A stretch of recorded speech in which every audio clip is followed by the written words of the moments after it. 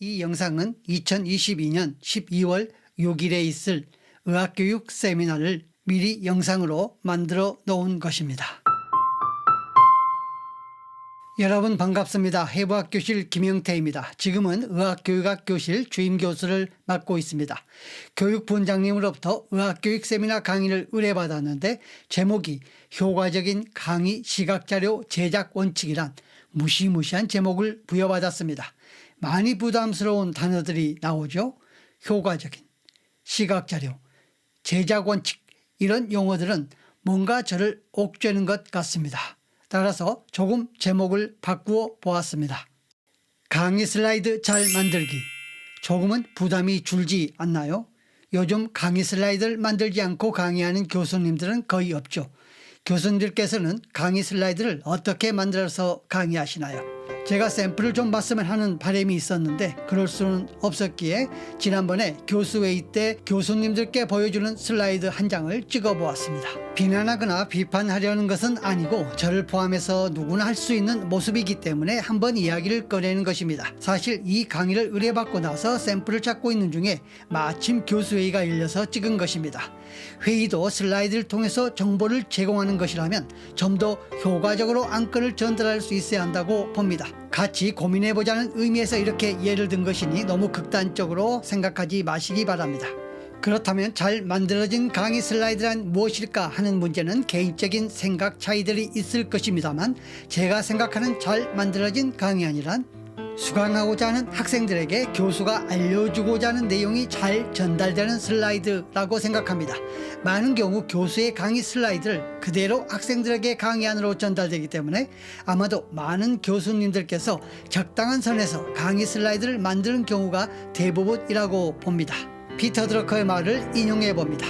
내가 무슨 말을 했느냐가 중요한 것이 아니라 상대방이 무슨 말을 들었느냐가 중요하다 라고 말한 피터 드러커의 이 말은 제가 강의안을 만들면서 늘 제 마음 중심에 두는 말이기도 합니다. 학생들을 대상으로 강의를 하는 교수 입장에서는 분명히 피터 드러커의 말을 되새길 필요가 있습니다. 만일에 거미라는 주제로 강의를 한다면 어떤 강의 슬라이드를 만들까요? 왜 갑자기 거미냐고요? 제가 그냥 찍은 사진을 보다가 거미가 보여서 주제로 정한 것입니다. 아무런 의미가 없습니다. 많은 내용을 강의해야 하는 교수 입장에서는 이렇게 만들 가능성이 매우 높습니다. 거미 사진과 그리고 검에 대한 내용입니다. 이 자료는 위키페디아에서 그대로 가져온 것입니다. 아마도 강의자는 이런 슬라이드를 스크린에 띄우고 나서 거미의 정의부터 몸의 구성 그리고 특성까지 설명할 가능성이 높습니다. 아마도 상당수가 컴퓨터 모니터 앞에서 마우스로 각 글자나 내용을 가리키며 수업을 하기도 합니다. 이것은 나쁜 슬라이드의 이해이고 나쁜 강의라고 생각합니다. 내용이야 빠진 것이 없지만 말입니다. 저라면 이렇게 만들어서 강의를 하겠습니다. 같은 사진과 같은 내용을 가지고 말입니다. 거미라는 제목과 좀 더 임프레션을 높이기 위해서는 영문자를 제공하는데 이렇게 디자인 요소를 조금 넣을 것 같습니다. 그리고 꼭 학습 목표를 제공해 주어야 합니다. 학생들이 거미라는 주제를 가지고 각자 여러 가지 생각을 하고 있을 때 이렇게 거미의 몸 구성과 이들의 특성에 대하여 배운다라는 것을 확실하게 각인시켜 줄 필요가 있습니다. 그리고 자연스럽게 이렇게 거미 사진을 보여주는데 사진 출처에 대한 언급도 필요합니다. 저작권의 문제도 있지만 사진 출처를 밝힘으로써 사진에 대한 권위를 부여할 수 있습니다. 여러분들이 많이 보고 알고 있는 거미 사진입니다 라고 하면서 바로 확대를 할 것입니다. 이렇게 말이죠. 거미의 몸을 충분히 보여줄 수 있을 만큼 확대를 합니다. 그리고 바로 설명을 시작할 것입니다. 슬라이드에서 사진은 무조건 커야 한다라는 원칙을 말씀드리고 싶습니다. 충분한 사이즈를 보여주는 것이 좋습니다. 설명도 가능한 순차적으로 하는 것이 좋습니다. 거미는 거미강, 거미목의 절지동물입니다. 그리고 이어 주요 특성은 이라고 하면서 내용들을 쭉 나열해 줍니다. 전체 내용이 들어있지 않습니다만 학생들에게는 거미의 정의와 주요 특성을 쉽게 인지할 수 있을 것입니다. 이어서 곤충은 이라고 하면서 일반적인 곤충에 대한 설명과 비교를 해 주어야 합니다. 텍스트에 있던 내용을 형상화, 시각화하는 것입니다. 곤충은 일반적으로 머리와 가슴, 배로 구성됩니다. 그런데 거미는 머리와 배로 구성되어 있습니다 라고 해준다면 듣는 학생들은 거미의 형태적 특성을 일반적인 곤충과 비교해서 잘 기억하게 될 것입니다. 이어서 계속 설명을 해야겠죠. 거미는 일반적으로 점액성 물질을 내서 거미줄을 만드는데요. 이런 거미를 정주성 거미라고 합니다. 이런 거미줄은 결국 다른 벌레들을 잡아먹는 도구가 되는데요. 이런 거미의 역할을 살아있는 농약으로 불릴 만큼 많은 해충들을 잡아서 생태계를 조율하는 역할을 합니다. 그런데 거미줄을 만들지 않는 거미도 있다는 것을 아시나요? 그런 거미가 있습니다. 그런 거미들을 배회성 거미라고 하는데요. 이런 거미들로는 물거미, 개거미, 깡충거미, 농발거미 등이 있다고 합니다. 그리고 추가적으로 거미는 날개가 없지만 거미줄을 이용해서 마치 스파이더맨처럼 그렇게 멀리 날아갈 수 있습니다. 이런 그림 인용도 학생들에게 내용을 각인시키는데 도움이 될 것입니다. 그리고 이제 마지막 내용까지 설명을 해야겠죠. 단순하게 전 세계에서 약 3만 종이 알려져 있으며 한국에는 약 600종이 분포한다 라고 말하는 것보다는 이런 세계 지도 위에 약 3만 종이 지구 위에 분포하는데 국내에는 약 600종이 존재한다 라고 표현한다면 학생들에게는 매우 오랫동안 기억될 것입니다. 그리고 강의 마지막에 다시금 수업 내용을 정리하면서 수업 시작 때 이야기했던 학습 목표를 다시금 가져와서 언급해 준다면 학생들은 수업 내용에 대한 전체적인 것을 다시금 머릿속에서 정리하는 동기를 부여받을 것입니다. 물론 학생들에게는 이 정도의 강의안을 준다고 해도 큰 문제는 없을 것 같습니다. 때로는 강의 슬라이드와 강의안이 동일할 필요도 있지만 예를 들었던 조금 전의 내용은 이렇게 한 장의 강의안만으로도 충분하다고 봅니다. 그런데 강의 슬라이드는 달라야 한다고 봅니다. 많은 통합 강의에서 사진이나 그림은 많이 인용될 것인데 한번 여러분들께서 여러분들의 과목에서 한번 적용해 보셨으면 하는 바람입니다. 아까 보셨던 슬라이드인데요. 왜 이런 구성을 했을까요? 바로 3분할 원칙을 적용했기 때문입니다. 거미의 머리 부분을 바로 이 지점에 맞춘 것입니다.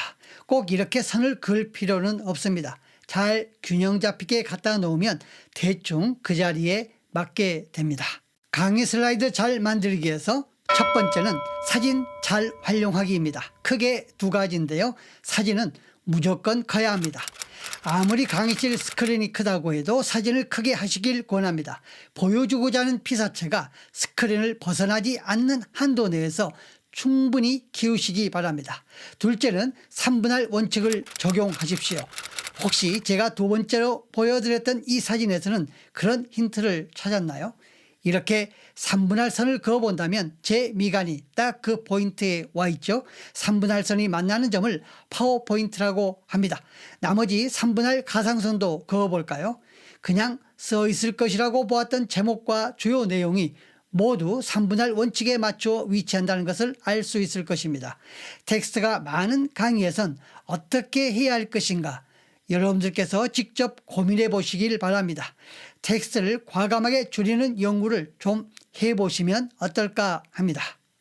이 한 장의 강의 내용을 이렇게 7장의 슬라이드로 만들어서 최대한의 교육 효과를 높이는 결과를 기대해 보는 것입니다. 학습하는 학생들의 태도가 학습 효과에 가장 중요하겠지만 가르치는 교수로서는 이렇게 최선을 다해 보는 것입니다. 한 가지 궁금한 것이 생겼죠. 어떻게 이런 슬라이드가 이런 식으로 부드럽게 자연스럽게 움직이고 변화하는 모습 말입니다. 움직이는 강의 슬라이드이지만 산만하지 않고 이렇게 강조하는 부분을 확대해서 보여줄 수 있습니다. 이런 기법은 그리 어려운 것은 아닙니다. 또한 페이지의 일부만 이렇게 크게 강조할 수도 있습니다. 사진이나 그림 설명을 해야 하는 경우에 매우 유용한 기법입니다. 저는 좀 많이 사용하는 편입니다. 해부학적 구조물을 설명해야 할 때 말이죠. 그리고 레이저 포인터를 사용하지 않고 그래픽으로 표시를 해서 강의실 앞 스크린을 보는 학생뿐만 아니라 뒤쪽에 앉아있는 모니터를 보는 학생들도 교수가 지시하는 곳이 어떤 곳인지를 정확하게 알려주어야 합니다. 학생들이 의외로 교수의 속도를 못 따라오기 때문입니다. 이런 식으로 말이죠. 또 이런 식으로 말입니다.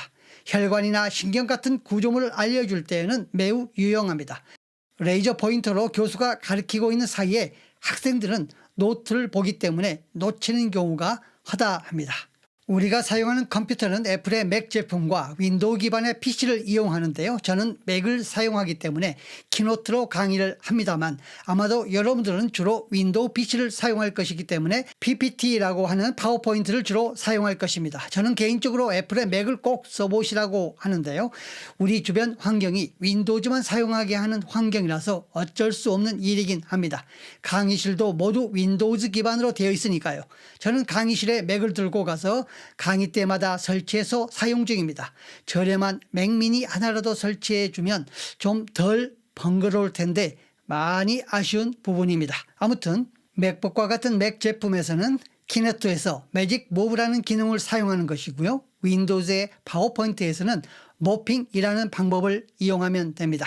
윈도우즈를 주로 사용하는 교수님들께서는 유튜브에서 모핑 사용법이라고 검색하면 매우 상세한 영상을 볼 수 있습니다. 키노트와 방식이 약간 다르긴 하지만 매우 직관적이기 때문에 쉽게 배워서 적용할 수 있을 것입니다.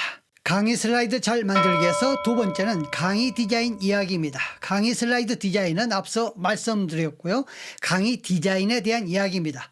첫째로 강의실에서 사용했던 모든 파워포인트 자료를 버리십시오 라고 말씀드립니다. 실제로 다 버리라는 말씀은 아닙니다. 이전의 틀을 완전히 버리라는 뜻입니다. 두 번째로 제가 제안드리는 것은 강의 디자인을 새롭게 하시길 권합니다.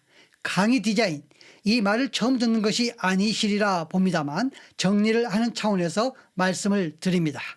강의 디자인은 어떻게 강의를 시작해서 진행하고 마무리할 것인가에 대한 고민입니다. 특히 동합 강의에서는 매우 신경을 써야 합니다.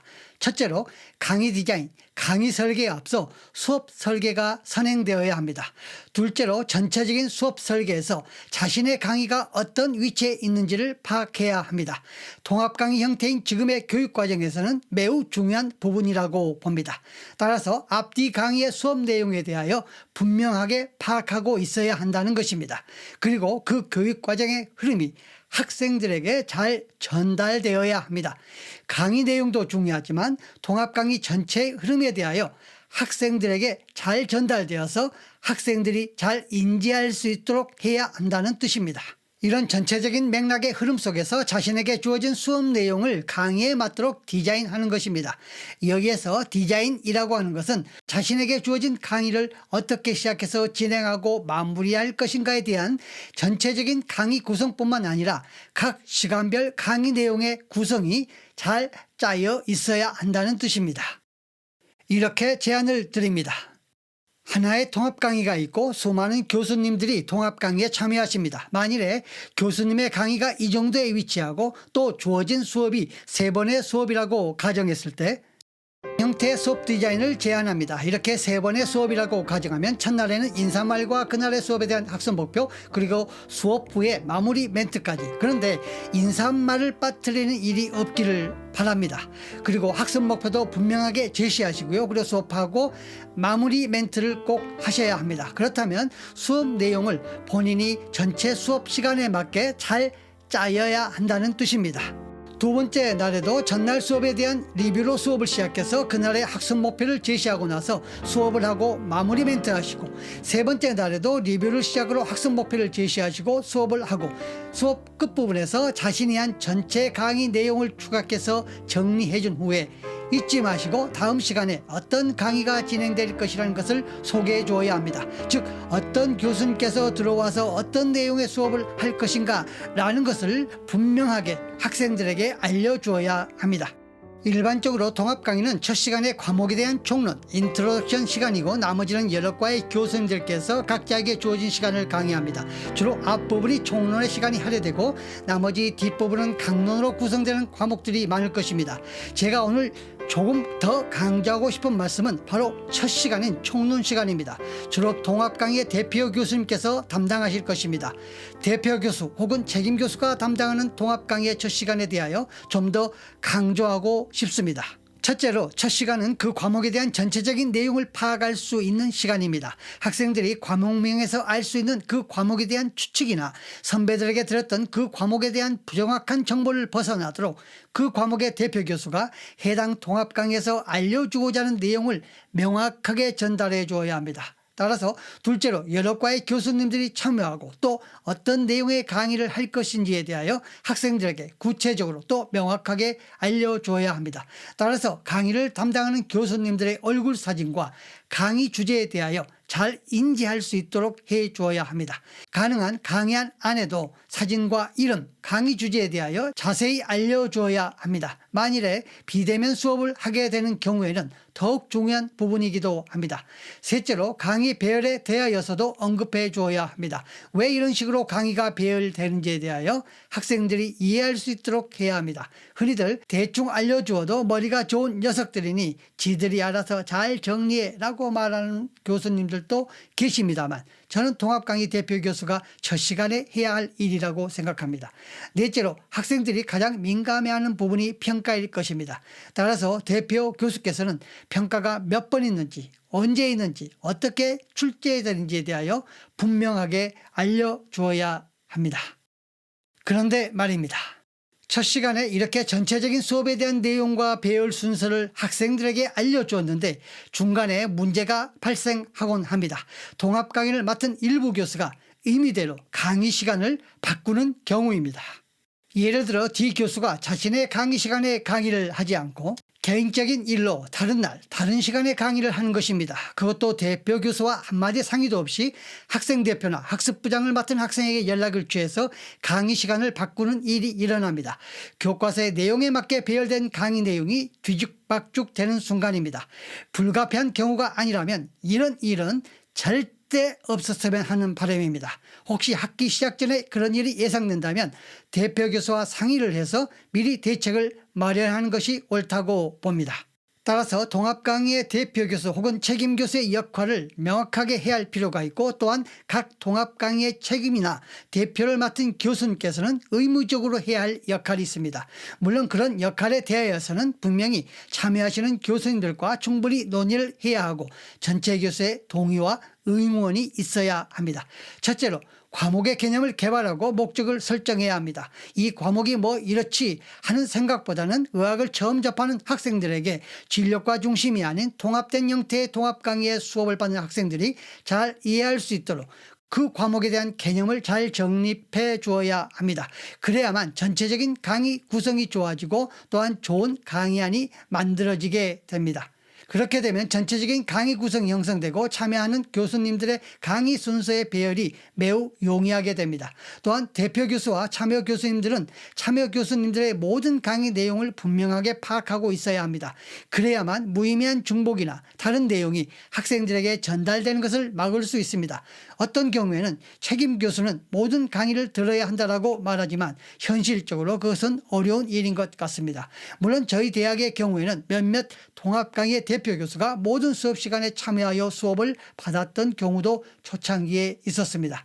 또한 책임 교수는 학생 평가가 주로 지필고사에 의해 이루어지기 때문에 참여 교수님들로부터 받은 시험 내용을 꼭 리뷰해야 하고 필요시에는 출제한 교수와의 소통을 통해 변경할 수 있어야 합니다. 당연한 이야기지만 참여 교수님들과의 소통이 매우 중요합니다. 책임 교수는 순환식으로 돌아가면서 맡는 경우가 많기 때문에 누구나 책임 교수가 되고 일반 참여 교수가 되기도 합니다. 좋은 강의안 제작과 강의 그리고 평가를 위해서 교수님들과의 소통은 매우 중요할 것입니다.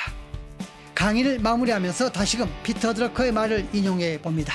교수자인 우리 대학의 교수님들의 조그만 노력이 우리 학생들에게 좋은 교육 전달 효과를 가져올 뿐만 아니라 학생들에게 때론 자긍심이나 자부심도 심어줄 수 있다고 봅니다.